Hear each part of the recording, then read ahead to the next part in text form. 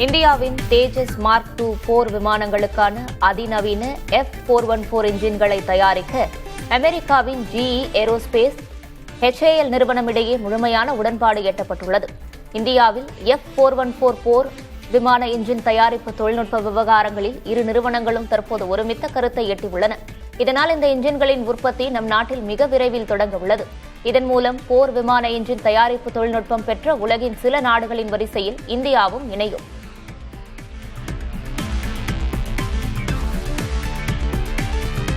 கத்தோலிக்க இஸ்லாமிய உறவை வலுப்படுத்தும் நோக்கில் போப் லியோ தனது ஆப்பிரிக்க பயணத்தின் ஒரு பகுதியாக அல்ஜீரியாவில் உள்ள பெரிய மசூதிக்கு சென்றார். 4.8 கோடி மக்கள் தொகை கொண்ட இஸ்லாமிய நாடான அல்ஜீரியாவுக்கு வருகை தரும் முதல் போப் இவர் ஆவார். அங்குள்ள தேவாலயத்தில் உரையாற்றிய அவர் ஒற்றுமையே அமைதிக்கான அடையாளம் என்று குறிப்பிட்டார். மேலும் சர்வதேச சட்டங்களை மீறும் வல்லரசுகளின் புதிய காலனித்துவ போக்கை அவர் கடுமையாக சாடினார். அமெரிக்க அதிபர் டிரம்பின் விமர்சனங்களுக்கு மத்தியில் அமைதி மற்றும் நம்பிக்கையின் தூதுவராக தான் ஆப்பிரிக்கா வந்துள்ளதாக போப் லியோ தெரிவித்தார். பனாமா நாட்டின் தேசிய சின்னமான அழிந்து வரும் நிலையில் உள்ள தங்க நிற தவளைகளை மீண்டும் காடுகளில் அறிமுகப்படுத்தும் முயற்சியில் விஞ்ஞானிகள் ஈடுபட்டுள்ளனர். ஸ்மித்சோனியன் நிறுவனம் மற்றும் பல்வேறு உயிரியல் பூங்காக்கள் இணைந்து முதற்கட்டமாக 100 தவளைகளை காடுகளில் விட்டு ஆய்வு செய்து வருகின்றனர். சைட்ரிடியோமைகோசிஸ் என்ற பூஞ்சை நோயால் தவளைகள் உயிரிழப்பதை தடுப்பதும் இயற்கையான சூழலில் அவற்றின் நோய் எதிர்ப்பு திறனை அதிகரிப்பதுமே இந்த ஆய்வின் முக்கிய நோக்கமாகும். கடந்த 2025ஆம் ஆண்டு இதேபோல் அறிமுகப்படுத்தப்பட்ட மற்ற தவளை இனங்களின் வெற்றி இந்த திட்டத்துக்கும் பெரும் நம்பிக்கையை அளித்துள்ளது.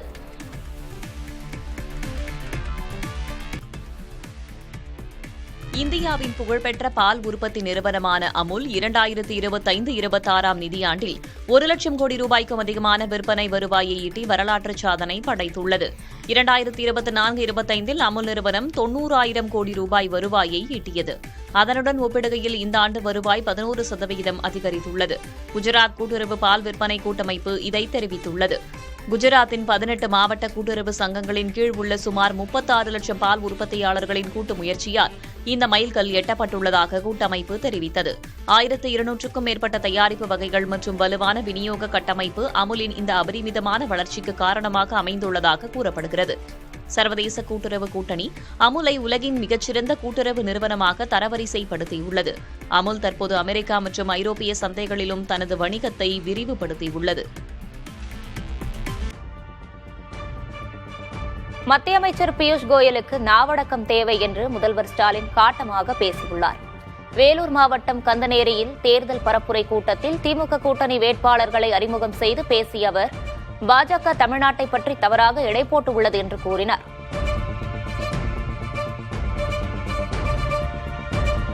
பியூஷ் கோயல் அவர்கள், நான் அவரை கேட்டுக்கொள்வதெல்லாம் நாவை அடக்கி பேசுங்கள். நீங்கள் தமிழ்நாட்டு பாஜகவுக்கு மட்டும்தான் இன்சார்ஜ். அதை மறந்துட்டு அத்துமீறி வாய்க்குழுப்போடு பேசிக்கிட்டு இருக்கீங்க. இங்க மரியாதை கொடுத்தாதான் திரும்ப மரியாதை கிடைக்கும். பாஜக தமிழ்நாட்டை பற்றி தப்பா எடை போட்டு இருக்கு. மாண்புமிகு பிரதமர் அவர்களே,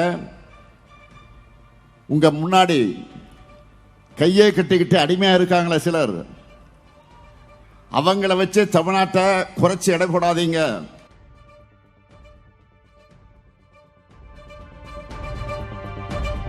சிறுபான்மையினருக்கு பாதுகாப்பு அரணாக நிற்பது திமுக தான் என்று முதல்வர் ஸ்டாலின் கூறினார். குடியுரிமை திருத்த சட்டத்துக்கு எதிராக ஊர்வலம் சென்றபோது அவர் உள்ளிட்ட 8000 பேர் மீது அதிமுக அரசு FIR பதிவு செய்ததாகவும் கூறினார்.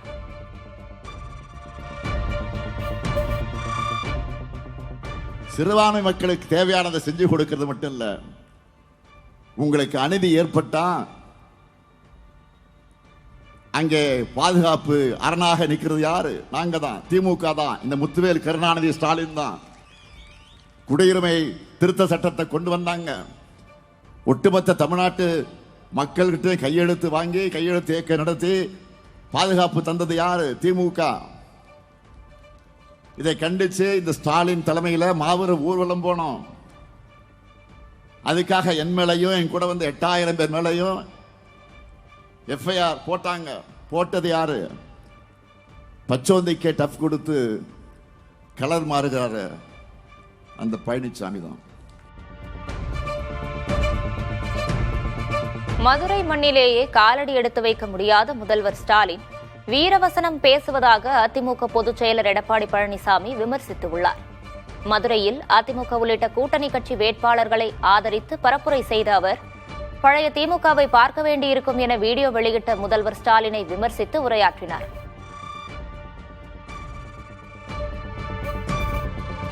ஸ்டாலின் அவர்கள் அப்பா முதலமைச்சராக இருக்கும்போது, திராவிட முன்னேற்ற கழகம் ஆட்சி இருக்கும் போது, இந்த மதுரை மண்ணிலேயே நீ வந்து பார்க்க முடியல. வர முடிஞ்சுதா? மதுரை மண்ணில கால் எடுத்து வைக்க முடியாத ஸ்டாலின் அவர்களே வீரவசனம் பேசுதெல்லாம் விட்டுருங்க. இன்றைக்கு ஸ்டாலின் வீரவசனம் பேசுறார். பழையபடி திமுக பார்த்தீங்கன்னு பார்த்துட்டுமே, நீ தான் மதுரைக்கே வரலையே. திரு ஸ்டாலின் ஒரு டம்மி பீஸ். திரு ஸ்டாலின் ஒரு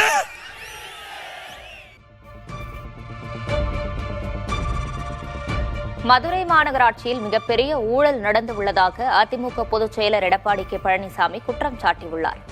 மதுரையில் பரப்புரை செய்த அவர், மாநகராட்சி வரி வசூல் செய்ததில் நடந்த முறைகேடுகளை சுட்டிக்காட்டி திமுக அரசை விமர்சித்தார்.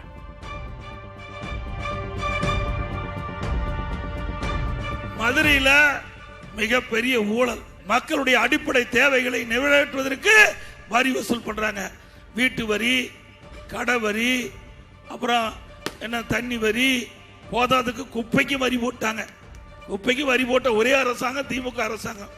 அதோட ஆட்டுக்கு வரி, மாட்டுக்கு வரி, பன்னிக்கு கூட வரி போட்டாங்க. அந்த பன்னிக்கு போட்ட வரியிலும் ஊழல் செய்த ஒரே அரசாங்கம் திமுக அரசாங்கம், திமுக மேயர். பிறகு மேயருடைய கணவரை கைது பண்ணி சிறையில் இருந்தாங்க. இப்ப மேயர் ராஜினாமா பண்ணிட்டாங்க. ஒருத்தரும் இல்லாத மாநகராட்சி. இப்படிப்பட்ட ஆட்சி தேவையா? சட்டமன்ற தேர்தலை முன்னிட்டு பாஜக வெளியிட்ட தேர்தல் அறிக்கையில் பெண்கள், இளைஞர்கள் மற்றும் மத பாரம்பரிய அம்சங்களை மையமாக கொண்ட முக்கிய அறிவிப்புகள் இடம்பெற்றுள்ளன. குடும்ப தலைவிகள் அனைவருக்கும் மாதந்தோறும் 2000 ரூபாய் உதவித்தொகையும், ஒருமுறை மட்டும் ஒவ்வொரு குடும்பத்திற்கும் 10,000 ரூபாய் நிதி உதவியும் வழங்கப்படும் என தெரிவிக்கப்பட்டுள்ளது. மேலும் ஆண்டுக்கு 3 இலவச கேஸ் சிலிண்டர்கள் பொங்கல், தமிழ் புத்தாண்டு மற்றும் தீபாவளி பண்டிகைகள் காலங்களில் வழங்கப்படும் எனவும் அறிவிக்கப்பட்டுள்ளது. முருகப்பெருமானின் பெருமையை போற்றும் வகையில் தைப்பூச திருநாளை மாநில விழாவாக அறிவிப்பதுடன் திருப்பரங்குன்ற மலை உச்சியில் கார்த்திகை தீபம் ஏற்றும் பாரம்பரியம் மீண்டும் தொடங்கப்பட்டு பாதுகாக்கப்படும் என கூறப்பட்டுள்ளது. முதன்முறை தொழில் தொடங்கும் 2000 இளைஞர்களுக்கு 5 ஆண்டுகளுக்கு 15 லட்சம் ரூபாய் வரை வட்டியில்லா கடன், GST சலுகைகள் மற்றும் மானியங்கள் வழங்கப்படும் என அறிவிக்கப்பட்டுள்ளது.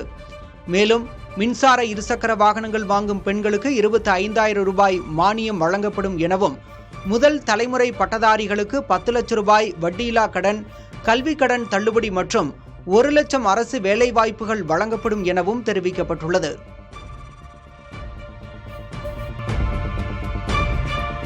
நடப்பு சட்டமன்ற தேர்தல் தமிழ்நாட்டுக்கு மிக முக்கியமானது என பாமக தலைவர் அன்புமணி தெரிவித்தார்.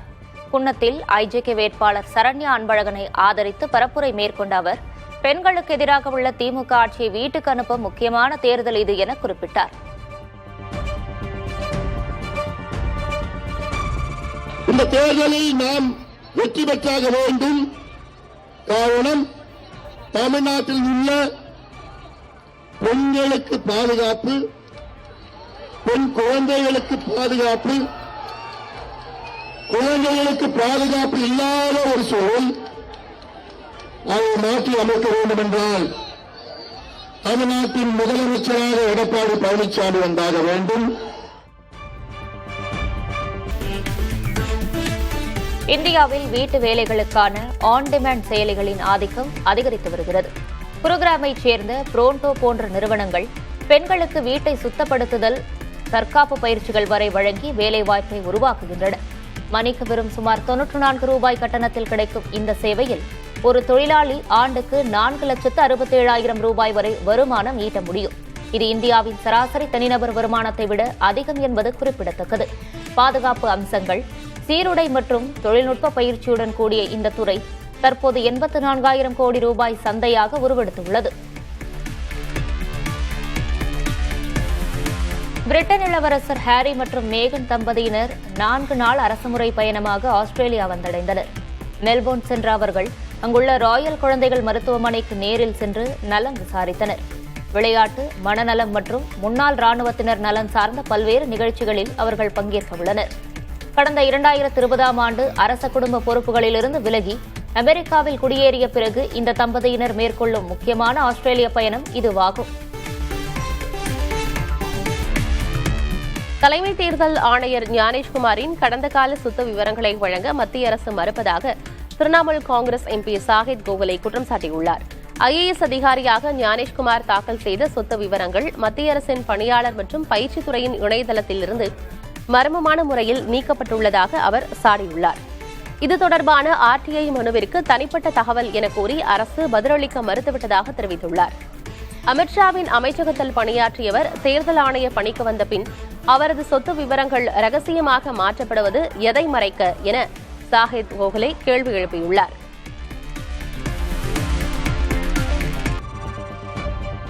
தொகுதி மறுவரையறையில் முதல்வர் ஸ்டாலினின் பேச்சு தோல்வி பயத்தின் வெளிப்பாடு என அதிமுக பொதுச் செயலர் எடப்பாடி பழனிசாமி தெரிவித்துள்ளார்.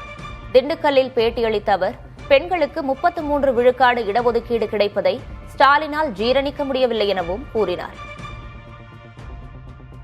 33% பெண்களுக்கு இடஒதுக்கீடு நாடாளுமன்றத்தில் சட்டமன்றத்தில் கிடைக்கிறது. ஒரு பெண்கள் எதிர்பார்த்ததை விட்டு பல ஆண்டுகளாக எதிர்பார்த்ததை இன்றைக்கு அது நிறைவேறுகின்ற ஒரு சூழ்நிலை. இது அவரால் ஜீரணிக்க முடியல. அதனால இப்படிப்பட்ட கருத்தை இன்றைய தினம் இந்த நம்முடைய ஊடகத்தின் வாயிலாக வெளிப்படுத்தி இருக்குது. ஆக தேர்தலுடைய பயத்தில் தோல்வியில் இப்படி கருத்தை குறிப்பிட்டிருக்கார். இது ஏற்கனவே பல ஆண்டுகளாக இன்றைக்கு பெண்கள் தொடர்ந்து கோரிக்கை வைத்திட்டு இருக்கிறாங்க. மக்கள் தொகை அடிப்படையில் தொகுதி மறுவரையறை செய்யப்படவில்லை என கூறியுள்ள பாஜகவின் முன்னாள் மாநில தலைவர் அண்ணாமலை முதல்வர் பொய் கூறி அச்சத்தை ஏற்படுத்துவதாக கூறியுள்ளார். முதல்வர் எச்சரிக்கை விடுத்துள்ளது ஏற்புடையதல்ல எனவும் தெரிவித்துள்ளார். பாரத பிரதமர் நரேந்திர மோடி அவர்களுக்கு கடைசி எச்சரிக்கை அப்படின்னு ஒரு வார்த்தையை சொல்லியிருக்கிறார். ஒரு அரசியலமைப்பு சட்டத்தின் மீது உறுதிமொழி எடுத்து பதவியில் அமர்ந்திருக்கக்கூடிய முதலமைச்சர் பேசுகின்ற வார்த்தையை தமிழக மக்கள் பார்த்துக் கொண்டிருக்கின்றார்கள். ஓவராலா 543 அதிகப்படுத்துகின்றோம். அதிகப்படுத்திய பின்பு அதுல 1/3 கொடுக்கிறோம். எப்படி அதிகப்படுத்துறோம்? இன்னைக்கு இருக்கக்கூடிய எல்லா மாநிலங்கள் யாருக்கும் எந்த பிரச்சனையும் ஏற்படாத அளவுக்கு நேரடியாக ஒரு மாநிலத்தையும் 50% உயர்த்துகின்றோம் என்று முதல் கட்டமாக நமக்கு தெரிய வந்திருக்கிறது. ஏன்னா பாராளுமன்றத்தில் அதிகாரப்பூர்வமாக நம்முடைய தலைவர்கள் சொல்லுவாங்க. அப்படி இருக்கும் பொழுது தமிழகத்தினுடைய எம்பிக்களுடைய எண்ணிக்கை 39 59 வரைக்கும் போறதுக்கான வாய்ப்பு இருக்கு. கேரளா 20 30 வரை போறதுக்கான வாய்ப்பு இருக்கு. ஸோ மக்கள் தொகை அடிப்படையில் செய்யாம எல்லோரையும் ஒரு மனதோடு ஒரு நேர்கோட்டு பாதையிலே மத்திய அரசு எடுத்து செல்ல வேண்டும் என்று நினைக்கும் பொழுது எதற்காக பொய்யை பேசி மக்களிடம் அச்சத்தையும் பயத்தையும் முதலமைச்சர் கிரியேட் பண்றாரு? முதலமைச்சர் தமிழக மக்களை பாரத பிரதமர் நரேந்திர மோடி அவர்களை அச்சுறுத்தக்கூடிய அந்த விஷயத்தை உடனடியாக அவர் நிறுத்தணும். அரசியலுக்காக எதை வேண்டுமானாலும் பரப்புரை செய்யும் கூட்டம்தான் திமுக என அமமுக பொதுச் செயலர் டிடிவி தினகரன் தெரிவித்தார். தேனி மாவட்டம் ஆண்டிப்பட்டியில் என்டிஏ கூட்டணி வேட்பாளர்களை ஆதரித்து பரப்புரையில் பேசிய அவர் எம்ஜிஆர் சிகிச்சையில் இருந்தபோது அவர் உயிரோடே இல்லை, எங்களுக்கு வாக்களியுங்கள் என்று அப்போது கருணாநிதி பொய் பரப்புரை செய்ததாக குற்றம் சாட்டினார்.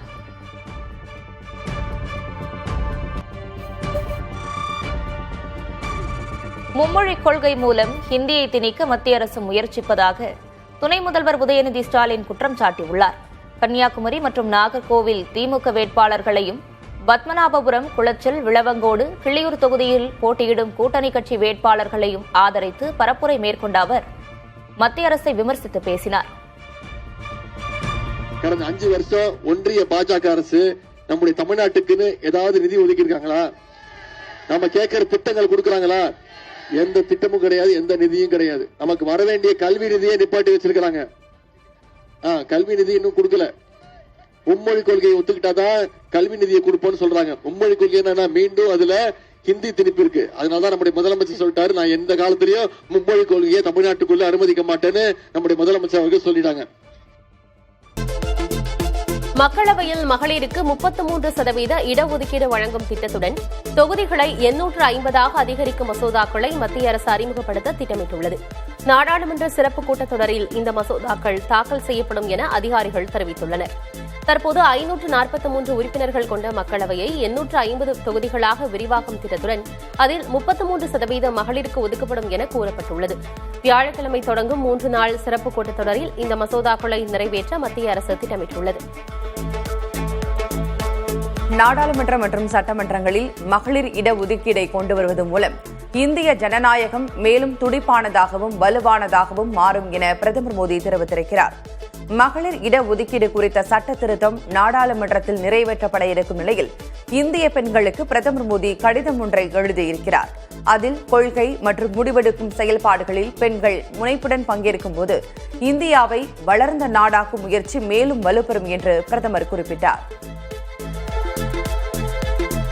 மகளிர் இடஒதுக்கீடு மற்றும் தொகுதி மறுவரையறை தொடர்பாக நாடாளுமன்றத்தில் நடக்கும் விவாதத்தில் காங்கிரஸ் எம்பிக்கள் அனைவரும் அவையில் தவறாமல் கலந்து கொண்டு கட்சி எடுக்கும் முடிவின்படி வாக்களிக்க வேண்டும் என கொறடா உத்தரவு பிறப்பிக்கப்பட்டுள்ளதாக தகவல் வெளியாகியுள்ளது. இது தொடர்பாக விவாதிக்க புதன்கிழமையன்று அனைத்து எதிர்க்கட்சிகளுக்கும் காங்கிரஸ் அழைப்பு விடுத்துள்ளது. நாடாளுமன்றம் மற்றும் சட்டமன்றங்களில் மகளிருக்கு 33 விழுக்காடு இடஒதுக்கீடு வழங்கும் சட்ட திருத்த மசோதாவை நிறைவேற்ற ஆதரவு தருமாறு காங்கிரஸ் கட்சித் தலைவர் மல்லிகார்ஜுன் கார்கேவிடம் பிரதமர் மோடி கோரிக்கை விடுத்திருக்கிறார். நாடாளுமன்ற வளாகத்தில் அம்பேத்கர் சிலைக்கு மரியாதை செலுத்தும் நிகழ்வில் பங்கேற்றபோது கார்கேவிடம் மோடி பேசினார். மகளிருக்கு அதிகாரம் தரும் சட்டத்தை கொண்டு வருவது நம் அனைவரின் கடமை என கூறி மசோதாவுக்கு பிரதமர் ஆதரவு கோரியதாக தெரிகிறது. இதுகுறித்து பரிசீலித்துவிட்டு முடிவெடுப்பதாக கார்கே கூறியதாகவும் தெரிகிறது. நாடாளுமன்ற தொகுதி மறுவரையறையில் தமிழ்நாடு பாதிக்கப்பட்டால் பழைய திமுகவை பார்க்க வேண்டியிருக்கும் என அக்கட்சியின் தலைவரும் தமிழ்நாடு முதல்வருமான மு.க.ஸ்டாலின் எச்சரிக்கை விடுத்துள்ளார். அவர் வெளியிட்ட வீடியோ செய்தியில் தமிழ்நாட்டுக்கு பாதிப்பென்றால் மாநிலமே ஸ்தம்பிக்கும் என்றும் தன்னுடைய தலைமையிலேயே மிகப்பெரிய போராட்டம் நடைபெறும் என்றும் எச்சரித்தார். இதுவரை பார்க்காத தமிழ்நாட்டை பார்க்க வேண்டியிருக்கும் என குறிப்பிட்ட அவர் 1950-60களில் பார்த்த திமுகவை பார்க்க வேண்டியிருக்கும் என்றும் எச்சரிக்கை விடுத்தார். பெண்களுக்கு இடஒதுக்கீடு கிடைப்பதை முதல்வர் மு.க.ஸ்டாலினால் பொறுத்துக் கொள்ள முடியவில்லை என்று எதிர்க்கட்சித் தலைவர் எடப்பாடி கே. பழனிசாமி குற்றம் சாட்டினார். இதுகுறித்து திண்டுக்கல்லில் செய்தியாளர்களிடம் பேசிய அவர் தேர்தல் பயத்தில் முதல்வர் ஸ்டாலின் இவ்வாறு பேசி வருவதாக விமர்சித்திருக்கிறார். தொடர்ந்து பேசிய அவர் பெண்களின் நீண்டகால கோரிக்கையான 33 விழுக்காடு இடஒதுக்கீடு கோரிக்கையை நிறைவேற்றியுள்ளதாக கூறினார். மக்கள் தொகை அடிப்படையில் தொகுதி மறுவரையறை செய்யப்படவில்லை என கூறியுள்ள பாஜகவின் முன்னாள் மாநில தலைவர் அண்ணாமலை முதல்வர் பொய் கூறி அச்சத்தை ஏற்படுத்துவதாக கூறியுள்ளார். முதல்வர் எச்சரிக்கை விடுத்துள்ளது ஏற்புடையது அல்ல எனவும் தெரிவித்தார். ஒவ்வொரு மாநிலத்திற்கும் 50% தொகுதிகள் அதிகரிக்கப்பட உள்ளதாகவும் தமிழக எம்பிக்களின் எண்ணிக்கை 59 வரை உயர வாய்ப்புள்ளதாகவும் அண்ணாமலை தெரிவித்தார். மத்திய அமைச்சர் பியூஷ் கோயலுக்கு நாவடக்கம் தேவை என்று முதல்வர் ஸ்டாலின் காட்டமாக பேசியுள்ளார். வேலூர் மாவட்டம் கந்தநேரியில் தேர்தல் பரப்புரை கூட்டத்தில் திமுக கூட்டணி வேட்பாளர்களை அறிமுகம் செய்து பேசிய அவர் பாஜக தமிழ்நாட்டை பற்றி தவறாக எடை போட்டுள்ளது என்று கூறினார். இங்கே மரியாதை கொடுத்தால்தான் மரியாதை கிடைக்கும் என கூறிய முதல்வர் ஸ்டாலின் தமிழ்நாட்டை குறைவாக எடை போடக்கூடாது என அறிவுறுத்தினார். சிறுபான்மையினருக்கு அநீதி ஏற்பட்டால் அவர்களுக்கு பாதுகாப்பு அரணாக நிற்பது திமுக தான் என்று முதல்வர் ஸ்டாலின் கூறினார். குடியுரிமை திருத்தச் சட்டத்துக்கு எதிராக கையெழுத்து இயக்கம் நடத்தி ஊர்வலம் சென்றபோது அவர் உள்ளிட்ட 8000 பேர் மீது அப்போதைய அதிமுக அரசு எஃப்ஐஆர் பதிவு செய்ததாகவும் குற்றம் சாட்டினார். தொடர்ந்து பேசிய அவர் பச்சோந்தி போல் நிறம் மாறுபவர் எடப்பாடி கே. பழனிசாமி என கடுமையாக விமர்சித்தார். முல்லை பெரியாறு அணையின் நீர்மட்டத்தை உயர்த்த முதல்வர் ஸ்டாலின் எந்த நடவடிக்கையும் எடுக்கவில்லை என்று அதிமுக பொதுச் செயலர் எடப்பாடி பழனிசாமி குற்றம் சாட்டினார். முல்லை பெரியாறு அணையை பலப்படுத்தி நீர்மட்டத்தை உயர்த்த அதிமுக அரசு டெண்டர் விட்டு நடவடிக்கை எடுத்ததாகவும் கேரள அரசுடன் தான் தொடர்ந்து பேச்சுவார்த்தையில் ஈடுபட்டு வந்ததாகவும் அவர் தெரிவித்தார். மார்க்சிஸ்ட் கம்யூனிஸ்ட் கட்சியுடன் திமுக கூட்டணியில் உள்ளதாக குறிப்பிட்ட அவர் கேரள முதல்வரிடம் ஸ்டாலின் பேசியிருந்தால் நீர்மட்டத்தை உயர்த்தி இருக்கலாம் என தெரிவித்தார்.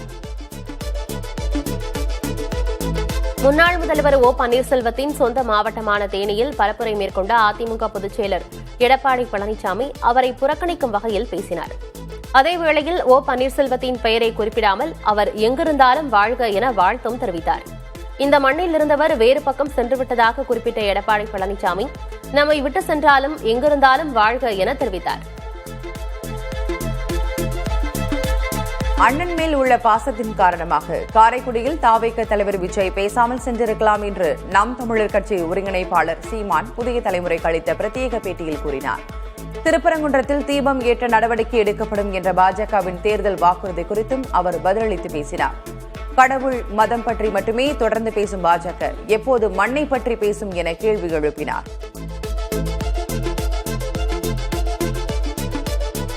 திருப்பூரில் பரப்புரை மேற்கொண்ட தாவேக தலைவர் விஜய், நெசவாளர்கள், சிறு குறு நடுத்தர தொழில் நிறுவனங்கள், விவசாயிகள், காவலர்களுக்கான வாக்குறுதிகளை வெளியிட்டார்.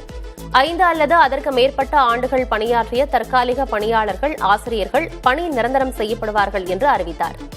5 ஏக்கருக்கு குறைவாக வைத்துள்ள விவசாயிகள், வேளாண் கூட்டுறவு சங்கங்களில் பெற்ற பயிர்க்கடன்கள் தள்ளுபடி செய்யப்படும் என்றும், சிறு குறு நடுத்தர தொழில் நிறுவனங்களுக்கான பீக் அவர் மின்கட்டண உயர்வு ரத்து செய்யப்படும் என்றும் அறிவித்தார்.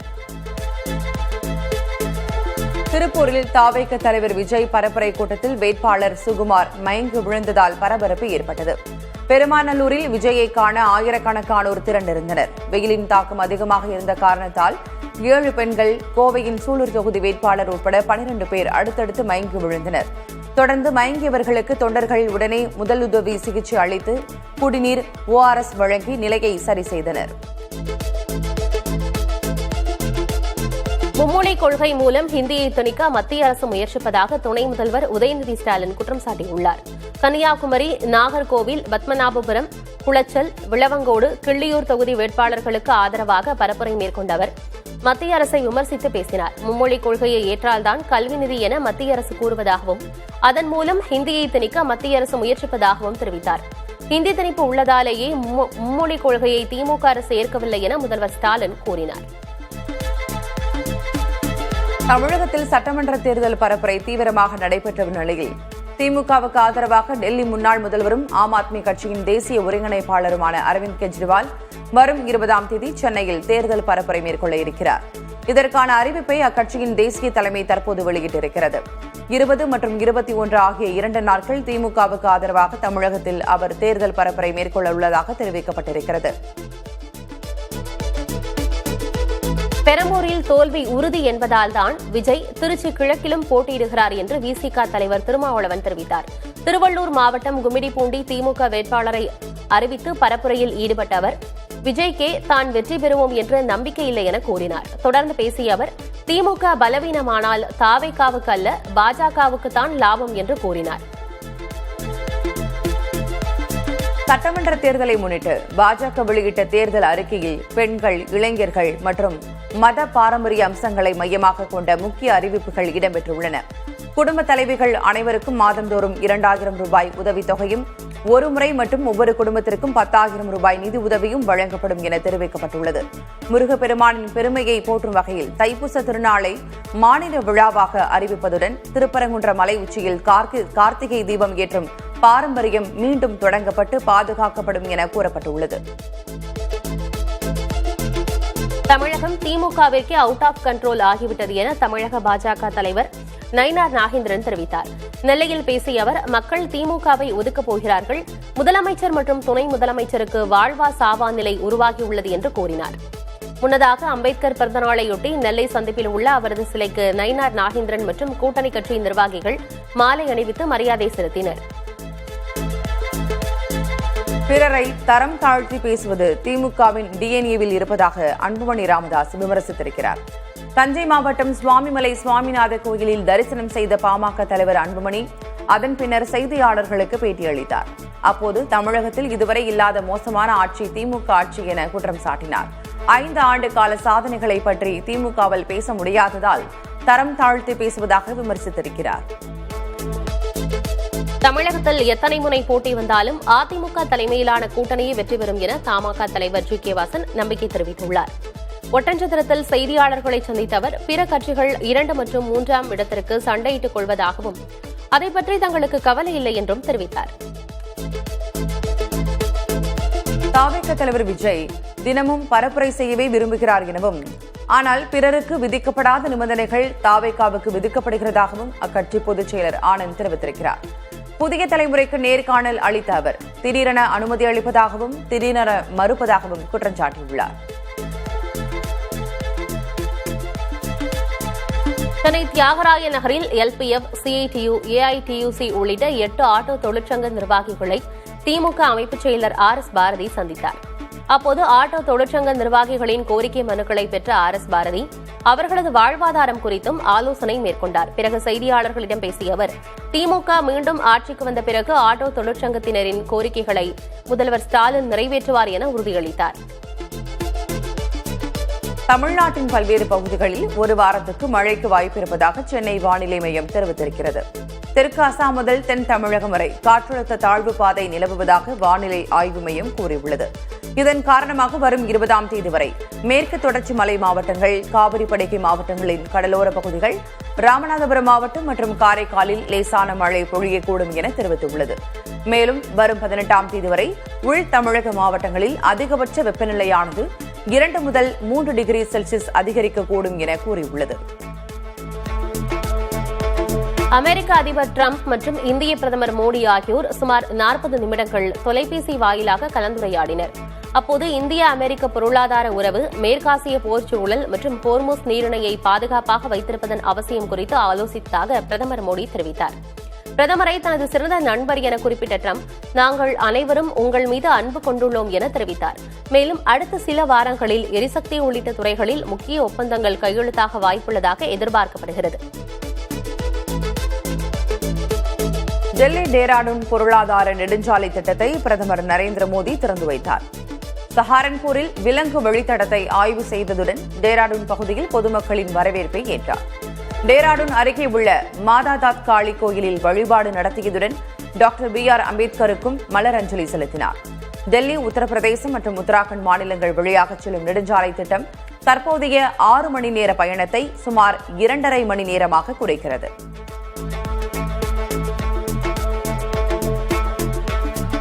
பீகார் முதல்வர் பதவியிலிருந்து நிதிஷ்குமார் ராஜினாமா செய்தார். ஆளுநர் சையத் அடா ஹஸ்னனை சந்தித்து பதவி விலகல் கடிதத்தை நிதிஷ்குமார் அளித்தார். மாநிலங்களவை உறுப்பினராக பதவியேற்றதை அடுத்து முதல்வர் பதவியை நிதிஷ்குமார் ராஜினாமா செய்துள்ளார். இதன் பிறகு பேசிய நிதிஷ்குமார், பீகார் மக்களுக்கு தன் அரசு ஏராளமான நன்மைகளை செய்துள்ளதாக கூறினார். புதிதாக அமையும் அரசுக்கு தன் ஒத்துழைப்பும் வழிகாட்டுதலும் இருக்கும் என நிதிஷ்குமார் தன் சமூக ஊடக பக்கத்தில் பதிவிட்டுள்ளார். பீகார் மாநில முதல்வராக சாம்ராட் சௌத்ரி இன்று பதவியேற்க உள்ளார். தேசிய ஜனநாயக கூட்டணியின் சட்டமன்ற குழு தலைவராக சாம்ராட் சௌத்ரி ஒருமனதாக தேர்வு செய்யப்பட்டார். இதன் மூலம் அம்மாநிலத்தின் முதல் பாஜக முதல்வர் என்ற பெருமையை அவர் பெறுகிறார். அனைத்து தரப்பினரின் ஒத்துழைப்புடன் மாநில முன்னேற்றத்துக்காக பாடுபட உள்ளதாக சாம்ராட் சௌத்ரி தெரிவித்தார். 243 இடங்கள் கொண்ட பீகார் சட்டமன்றத்தில் பாஜகவுக்கு 89 இடங்களும், ஐக்கிய ஜனதா தளத்திற்கு 85 இடங்களும் உள்ளன. அமெரிக்க அதிபர் டொனால்டு டிரம்ப் டிப்ஸுக்கு வரி விலக்கு அளிக்கும் தனது புதிய திட்டத்தை விளம்பரப்படுத்தும் வகையில் வெள்ளை மாளிகையில் மெக்டொனால்டு உணவை பெற்றுக் கொண்டார். டோர்டாஷ் பார்ட்டி என்று அழைக்கப்படும் ஷரோன் சிம்மன்ஸ் இந்த உணவை டெலிவரி செய்தார். இந்த திட்டத்தின் மூலம் தான் $11,000 மேல் சேமித்துள்ளதாக சிம்மன்ஸ் தெரிவித்துள்ளார். நிகழ்வின் முடிவில் டெலிவரி செய்தவருக்கு டிரம்ப் ஊக்கத்தொகை வழங்கினார். அமெரிக்க அதிபர் டொனால்டு டிரம்ப் தன்னை இயேசுவை போன்ற உருவத்தில் சித்தரிக்கும் AI புகைப்படத்தை தனது ட்ரூத் சோஷியல் தளத்தில் பகிர்ந்து சர்ச்சையை கிளப்பியிருந்தார். ஈரான் மீதான போரை விமர்சித்த போப் லியோவை கடுமையாக சாடிய சில நிமிடங்களிலேயே இந்த படத்தை அவர் பதிவிட்டிருந்தார். டிரம்பின் ஆதரவாளர்கள் மற்றும் கத்தோலிக்கர்கள் மத்தியில் இதற்கு கடும் எதிர்ப்பு கிளம்பியது. யாரையும் கடவுளோடு ஒப்பிடக்கூடாது என பலரும் அதிருப்தி தெரிவித்தனர். இதையடுத்து அந்த பதிவை டிரம்ப் நீக்கினார். தான் ஒரு மருத்துவர் என்பதை உணர்த்தவே அந்த படம் பகிரப்பட்டதாக அதன் பின்னர் விளக்கமளித்திருக்கிறார். கத்தோலிக்க இஸ்லாமிய உறவை வலுப்படுத்தும் நோக்கில் போப் லியோ தனது ஆப்பிரிக்க பயணத்தின் ஒரு பகுதியான அல்ஜீரியாவில் உள்ள பெரிய மசூதிக்கு சென்றார். 4.8 கோடி மக்கள் தொகை கொண்ட இஸ்லாமிய நாடான அல்ஜீரியாவுக்கு வருகை தரும் முதல் போப் இவராவார். அங்குள்ள தேவாலயத்தில் உரையாற்றிய அவர் சர்வதேச சட்டங்களை மீறும் வல்லரசுகளின் புதிய காலனித்துவ போக்கை அவர் கடுமையாக சாடினார். சீன அதிபர் ஷி ஜின்பிங் பெய்ஜிங்கில் அபுதாபி பட்டத்து இளவரசர் ஷேக் காலித் பின் முகமதுவை சந்தித்து பேசினார். உலகளாவிய சவால்களுக்கு மத்தியில் சீனா மற்றும் அரபு நாடுகளுக்கு இடையிலான உறவை வலுப்படுத்த வேண்டியதன் அவசியத்தை அவர் இந்த சந்திப்பின் போது வலியுறுத்தினார்.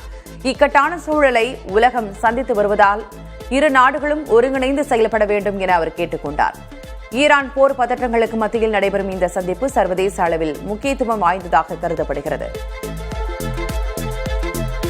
உலகளாவிய எரிசக்தி சந்தையில் ஏற்பட்டுள்ள வரலாறு காணாத பாதிப்பை தவிர்க்க நாடுகள் எரிசக்தி பொருட்களை பதுக்குவதையோ அல்லது ஏற்றுமதி தடைகளை விதிப்பதையோ தவிர்க்க வேண்டும் என்று பன்னாட்டு நிதியம், உலக வங்கி மற்றும் சர்வதேச எரிசக்தி முகமை ஆகியவை கூட்டாக வலியுறுத்தியுள்ளன. மேற்காசியாவில் நிலவும் போர் பதற்றத்தால் கச்சா எண்ணெய் விலை 50% உயர்ந்துள்ள நிலையில் தடையற்ற விநியோகத்தை உறுதி செய்யுமாறு பன்னாட்டு நிதியம் கேட்டுக் கொண்டது. பிரிட்டன் இளவரசர் ஹாரி மற்றும் மேகன் தம்பதியினர் 4 நாள் அரசுமுறை பயணமாக ஆஸ்திரேலியா வந்தடைந்தனர். மெல்பர்ன் சென்ற அவர்கள் அங்குள்ள ராயல் குழந்தைகள் மருத்துவமனைக்கு நேரில் சென்று நலம் விசாரித்தனர். விளையாட்டு, மனநலம் மற்றும் முன்னாள் ராணுவத்தினர் நலன் சார்ந்த பல்வேறு நிகழ்ச்சிகளில் அவர்கள் பங்கேற்க உள்ளனர். கடந்த 2020ஆம் ஆண்டு அரச குடும்ப பொறுப்புகளிலிருந்து விலகி அமெரிக்காவில் குடியேறிய பிறகு இந்த தம்பதியினர் மேற்கொள்ளும் முக்கியமான ஆஸ்திரேலிய பயணம் இதுவாகும். அங்கோலாவின் லோபிட்டோ ரயில் பாதையில் ஏற்பட்ட கடும் வெள்ளப்பெருக்கு காரணமாக கனிம போக்குவரத்து தற்காலிகமாக நிறுத்தப்பட்டுள்ளது. ஹாலோ மற்றும் காவாகோ ஆறுகளில் ஏற்பட்ட வெள்ளத்தால் ரயில் பாலங்கள் மற்றும் தண்டவாளங்கள் கடுமையாக சேதமடைந்துள்ளன. காங்கோவிலிருந்து தாமிரம் மற்றும் கோபால் போன்ற முக்கியமான தாதுக்களை ஏற்றுமதி செய்ய பயன்படும் இந்த முக்கிய பாதை முடங்கியுள்ளதால் வர்த்தகம் பாதிக்கப்பட்டுள்ளது. பனாமா நாட்டின் தேசிய சின்னமான அழிந்து வரும் நிலையில் உள்ள தங்க நிற தவளைகளை மீண்டும் காடுகளில் அறிமுகப்படுத்தும் முயற்சியில் விஞ்ஞானிகள் ஈடுபட்டுள்ளனர். ஸ்மித்சோனியன் நிறுவனம் மற்றும் பல்வேறு உயிரியல் பூங்காக்கள் இணைந்து முதற்கட்டமாக 100 தவளைகளை காடுகளில் விட்டு ஆய்வு செய்து வருகின்றன. சைட்டிடியோமிகோசிஸ் என்ற பூஞ்சை நோயால் தவளைகள் உயிரிழப்பதை தடுப்பதும் இயற்கையான சூழலில் அவற்றின் நோய் எதிர்ப்பு திறனை அதிகரிப்பதுமே இந்த ஆய்வின் முக்கிய நோக்கம். வங்கதேசத்தின் முன்ஷிகஞ்ச் கிராமத்தில் லால்காஜ் திருவிழா கோலாகலமாக நடைபெற்றது. வங்காள ஆண்டின் இறுதி நாளை முன்னிட்டு சிவபெருமானின் போர் வீரர்களாக தங்களை உருவகப்படுத்திக் கொண்டு உடல் முழுவதும் சிவப்பு வண்ணம் பூசி பக்தர்கள் வீதியுலா வந்தனர். தீய சக்திகளை அழித்து புதிய ஆண்டை நன்முறையில் வரவேற்க இந்த சடங்கு நடத்தப்படுகிறது. மதங்களை கடந்து இந்து மற்றும் இஸ்லாமிய மக்கள் இணைந்து கொண்டாடிய இந்த நிகழ்வு அப்பகுதியின் கலாச்சார ஒற்றுமையை பறைசாற்றும் விதமாக அமைந்தது. கொலம்பியாவில் பெருகி வரும் ஆக்கிரமிப்பு நீர் யானைகளை கட்டுப்படுத்த 2026ஆம் ஆண்டின் 2ஆம் பாதியில் சுமார் 80 நீர் யானைகள் கருணை கொலை செய்யப்படும் என்று அந்நாட்டு அரசு அறிவித்துள்ளது. மறைந்த போதைப்பொருள் கடத்தல்காரர் பாப்லோ சட்டவிரோதமாக இறக்குமதி செய்யப்பட்ட 4 நீர் யானைகளின் எண்ணிக்கை தற்போது 200ஆக அதிகரித்துள்ளது. உள்ளூர் நதி ஆமைகள் உள்ளிட்ட உயிரினங்களை பாதுகாக்கவும் காடுகளை காக்கவும் இந்த அதிரடி நடவடிக்கை எடுக்கப்பட உள்ளது. கிரிக்கெட் உலகை அதிரடி ஆட்டத்தால் ஈர்த்து வரும் 15 வயது இளம் வீரர் வைபவ் சூரியவன்ஷி இந்திய அணியில் இடம்பெறக்கூடும் என தகவல் வெளியாகியுள்ளது. அயர்லாந்துடன் நடைபெறும் T20 தொடரில் வைபவுக்கு வாய்ப்பு வழங்கப்படும் என இந்திய கிரிக்கெட் வாரிய வட்டாரங்கள் தெரிவித்துள்ளன. அவ்வாறு இடம்பெறும் பட்சத்தில் இந்தியாவுக்காக மிக இளம் வயதில் ஆடிய வீரர் என்ற பெருமையை பெறுவார். இதற்கு முன் சச்சின் டெண்டுல்கர் 16 வயதில் இந்திய அணியில் இடம்பெற்றதே சாதனையாக உள்ளது.